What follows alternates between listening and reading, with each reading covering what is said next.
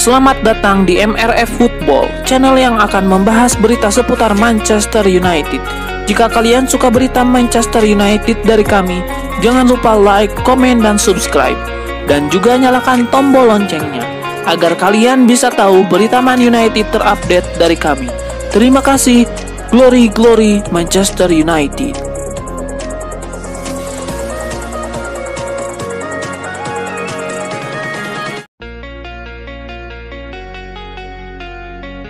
Fabrizio Romano mengabarkan kemungkinan Paul Pogba membela Manchester United untuk ketiga kalinya. Fabrizio Romano memberikan kabar terbaru di kanal YouTube miliknya. Kita melihat beberapa berita soal Paul Pogba ke Manchester United, tetapi saya tidak punya informasi apapun soal itu. Saya tidak mengetahui adanya negosiasi antara Pogba dan Man United. Saya tidak punya informasi konkret soal ini, tapi saya akan mengabarkannya jika ada perubahan. Man United bergerak ke arah yang berbeda. Mereka fokus berinvestasi mendapatkan pemain-pemain muda dan berbakat seperti Patrice Dorgu dan Aiden Heaven. Setahu saya, Pogba saat ini berstatus free agent dan bisa bergabung dengan klub manapun, kapan itu mau.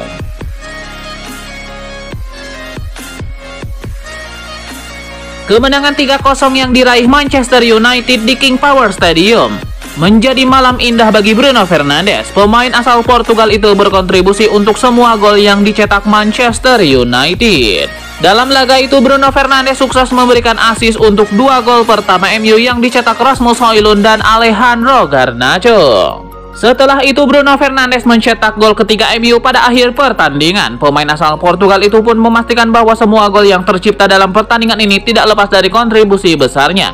Menariknya, 2 assist yang diberikan Bruno Fernandes kepada Rasmus Højlund dan Alejandro Garnacho membuat Bruno Fernandes kini tercatat sudah mencapai lebih dari 50 assist di Premier League sejak bergabung bersama The Red Devils. Torehan tersebut membuat Bruno Fernandes kini mencapai 2 prestasi individu tersendiri di Premier League.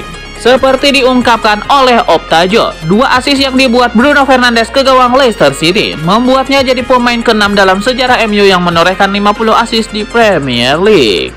Sebelumnya sudah ada Ryan Giggs dengan 162 assist, Wayne Rooney 93 assist, David Beckham 80 assist, Paul Scholes 55 assist, dan Eric Cantona 50 assist. Selain itu, Bruno Fernandes membuat torehan yang luar biasa dengan mencapai 50 assist dalam kurun waktu 5 tahun. Jika berbicara soal assist sejak Bruno Fernandes tiba di Premier League pada 1 Februari 2020, hanya ada 2 pemain yang ada di atasnya. Seperti dilansir Sportskida, dimulai dari tanggal tersebut hanya Mohamed Salah dan Kevin De Bruyne yang memiliki torehan assist lebih banyak dari Bruno Fernandes. Manchester United perlu bergerak cepat untuk mendapatkan Victor Osimhen, terancam menghadapi resiko dikalahkan Juventus dalam perekrutan pemain asal Nigeria tersebut. Menurut media Italia, pemain bintang Nigeria ini Victor Osimhen merupakan salah satu pilihan utama untuk posisi nomor 9 di Manchester United. Victor Osimhen adalah impian mustahil bagi klub Turki tersebut, tetapi klub Serie A tersebut bersikeras bahwa ada klausul pelepasannya seharga 75 juta euro harus dibayar. MU sangat membutuhkan penyerang dan telah menjadikan pemain berusia 20 tahun itu sebagai opsi potensial di musim panas. Jika Manchester United menunda lagi, mereka akan kehilangan Victor Osimhen. Peluang MU ingin merekrut Osimhen untuk meningkatkan serangan mereka, tetapi menghadapi kendala finansial dan persaingan yang sangat besar. Manchester United sedang mencari penyerang kelas dunia untuk meningkatkan serangan mereka yang tidak efektif musim ini. Osimhen adalah salah satu target utama yang disebutkan, tetapi kesepakatan itu masih menghadapi banyak kendala besar. Jika tidak bisa lolos ke Piala Eropa musim depan, Setan Merah akan kesulitan menyeimbangkan anggaran untuk melakukan transfer mahal seperti Victor Osimhen. Manchester United mengambil langkah berani dalam bursa transfer musim panas dengan meningkatkan upaya untuk merekrut Rafinha dari Barcelona. Klub berjuluk Setan Merah itu dikabarkan telah mengajukan tawaran sebesar 70 juta euro atau sekitar 1,2 triliun rupiah untuk mengamankan jasa pemain sayap asal Brazil tersebut. Performa impresif Rafinha di La Liga telah menarik perhatian para pelatih dan manajer yang melihatnya sebagai aset berharga bagi tim manapun yang ingin bersaing di level tertinggi. Pelatih MU Ruben Amorim secara khusus menginginkan kehadiran pemain Brazil tersebut untuk menambah variasi dalam serangannya. pada pemain usia 28 tahun. Rafinha dianggap sebagai solusi instan bagi lini serang MU yang dalam beberapa musim terakhir mengalami kesulitan mencetak gol secara konsisten. Dengan kecepatan, kemampuan menggiring bola dan ketajamannya dalam mencetak gol dari berbagai posisi, Rafinha dinilai sebagai pelengkap ideal bagi para bintang Manchester United saat ini. Para penggemar MU pun mulai berharap agar transfer ini segera terrealisasi. Jika berhasil, Rafinha akan menjadi tambahan yang menarik dalam skuad Setan Merah dan membawa kreativitas serta daya ledak baru ke Old Trafford. Sky Sport mengungkapkan MU bisa memilih 3 nama yang layak mereka datangkan agar musim depan tidak menjadi bulan-bulanan lawan. Pertama adalah Ronald Araujo, bek muda asal Uruguay yang saat ini bermain untuk Barcelona. Araujo dikenal karena fisiknya yang kuat, kecepatan dan kemampuan membaca permainan yang sangat baik. Menurut sumber, Manchester United sangat tertarik untuk merekrutnya. Namun transfer ini diprediksi akan sulit karena Araujo baru saja memperpanjang kontraknya dengan Barcelona. Selanjutnya, Jarrad Brandt-White, bek berusia 21 tahun yang kini membela Everton juga menjadi incaran Man United. Brandt-White telah menunjukkan performa yang menjanjikan dan telah dipanggil masuk ke skuad tim nasional Inggris. Bos MU Sir Jim Ratcliffe memasukkan namanya dalam daftar pemain yang ingin direkrut. Dengan usia yang masih muda, Brandt-White memiliki potensi besar untuk berkembang lebih jauh. Terakhir, ada Antonio Silva, bek muda asal Portugal yang saat ini bermain untuk Benfica. Silva yang baru saja berusia 19 tahun telah mencatatkan banyak penampilan baik di klubnya maupun di tim nasional Portugal. Potensi besarnya menjadikannya target potensial bagi MU. Ketiga nama ini diharapkan dapat memperkuat lini belakang yang saat ini membutuhkan penambahan kualitas. Anthony, pemain pinjaman Manchester United yang saat ini bermain untuk Real Betis, kembali menunjukkan performa mengesankan dalam La Liga melawan Leganes. Pemain asal Brazil itu berperan penting dalam kemenangan timnya dengan memberikan assist untuk gol kemenangan yang dicetak oleh Chucho Hernandez. Anthony melakukan dribble melewati beberapa pemain lawan sebelum mengirimkan umpan cerdas ke Hernandez yang kemudian mencetak gol penentu kemenangan. Dalam kontribusi tersebut, Anthony telah terlibat dalam 9 gol dalam 11 pertandingan untuk Real Betis. Angka ini lebih banyak daripada yang diraih sejak awal musim 2023-2024 bersama Manchester United. Manchester United juga disebut ingin menjual Anthony dengan harga 690 miliar rupiah pada musim panas mendatang agar tidak melanggar aturan profitabilitas dan berkelanjutan. Harga tersebut dinilai cukup tinggi, tetapi performa Anthony di La Liga diharapkan dapat mendekatkan nilai jualnya ke angka tersebut. Sebelumnya, MU tidak memasukkan opsi pembelian permanen dalam kesepakatan pinjaman Anthony ke Real Betis.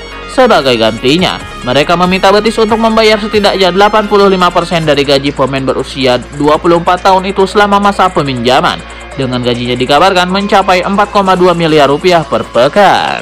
Manchester Evening News menyarankan agar MU mempertimbangkan untuk meminjamkan Anthony sekali lagi pada musim depan, baik dengan opsi atau kewajiban pembelian permanen. Langkah ini dinilai lebih realistis mengingat harga jualnya kemungkinan akan lebih rendah dalam setahun ke depan. Kemenangan 3-0 atas Leicester City dan reaksi MU terhadap gol Rasmus Højlund menunjukkan bahwa semangat tim mulai berubah. Menurut jurnalis ternama Samuel Luckhurst, mencerminkan titik balik dalam musim Manchester United. Højlund memasuki laga dengan catatan 21 pertandingan tanpa mencetak gol, membuat tekanan terhadap penyerang muda Denmark itu makin besar. Namun pada kesempatan saat datang di menit 28, Højlund memanfaatkannya dengan baik. Yang menarik perhatian Samuel Luckhurst bukan hanya gol tersebut, tetapi bagaimana MU terus mendominasi permainan, merayakan gol dengan penuh semangat, dan menambah 2 gol lagi untuk memastikan kemenangan telak. Euforia yang muncul bukan hanya karena Højlund akhirnya mencetak gol, tetapi juga sebagai tanda bahwa semangat dalam skuad Setan Merah sedang berubah ke arah yang lebih positif. Setelah melalui masa-masa sulit, mereka mulai kembali menemukan kepercayaan diri dan keyakinan dalam tim. Samuel Luckhurst menilai bahwa ini adalah titik balik, bukan hanya dari segi hasil pertandingan, tapi juga dalam hal mentalitas tim.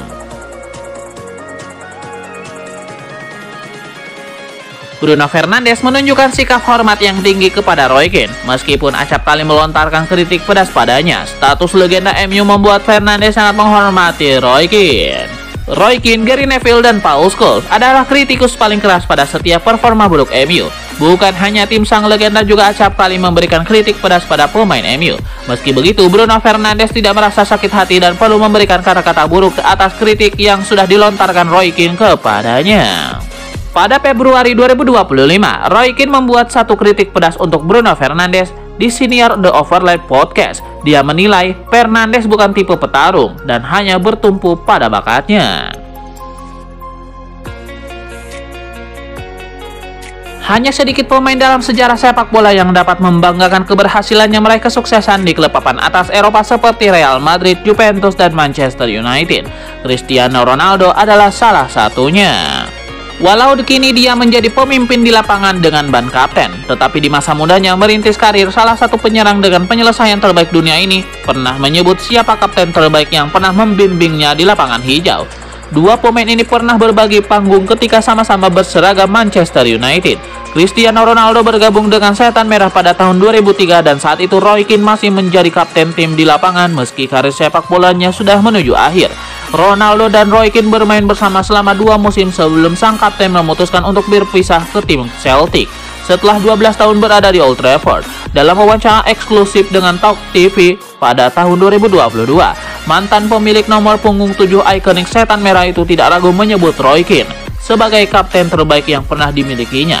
Sebuah penghargaan kehormatan bagi Chris CR7 yang pernah bermain bersama pesepak bola yang menjadi ikon timnas Irlandia saat itu sebanyak 68 kali antara 2003 sampai 2005.